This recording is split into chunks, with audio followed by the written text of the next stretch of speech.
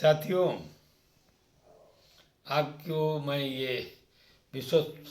जानकारी देना चाहता हूँ कि पूर्वांचल के किसान और खास तौर से वाराणसी जनपद के किसान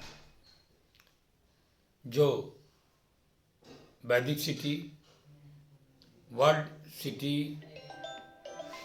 काशी द्वार और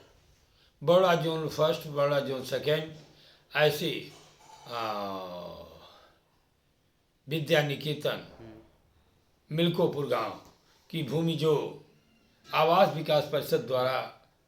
अधिग्रहण की कार्रवाई की जा रही है,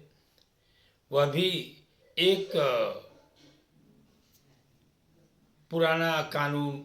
आवास विकास परिषद 1965 के तहत जो सही गलत है, क्योंकि 2013 कानून जैसा कि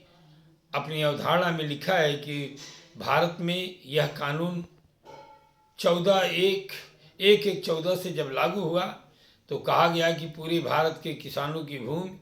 इसी कानून से अधिग्रहित की जाएगी। इसी कानून में जितने भी लाभ है सब लाभ दिए जाएंगे। कोई भी राज्य सरकार अधिग्रहण कोई कार्रवाई अपने एक्ट से करती है तो जितना 2013 में कानून में व्यवस्था किसानों को देने की है उससे कम तो कर ही नहीं सकते। अब वो सारी सुविधा देना पड़ेगा। लेकिन दुख इस बात का है कि उत्तर प्रदेश सरकार खास तौर से उत्तर प्रदेश के किसानों को हर तरह से मरमाहत और शोषण कर रही है उत्तर प्रदेश के किसानों का, क्योंकि निर्सित एक्ट भूमि सीमा रोपण अधिनियम 1976 के तहत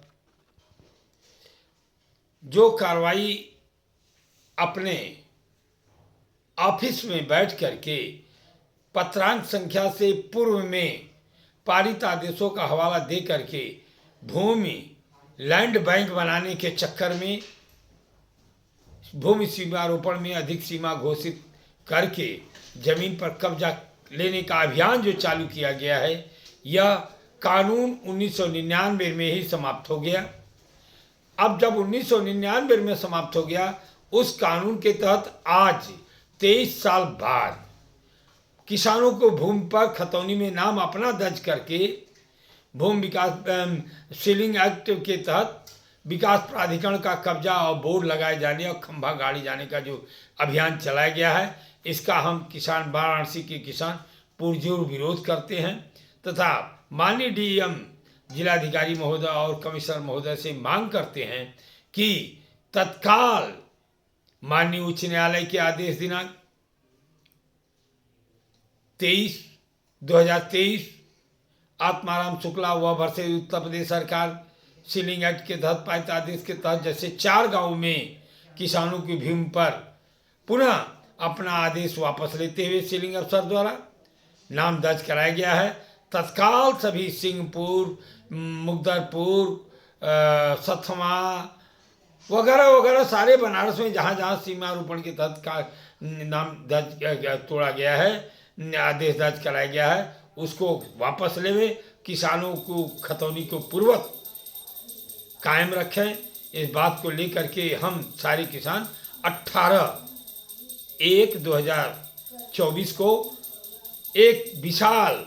धरना प्रदर्शन एक दिवसीय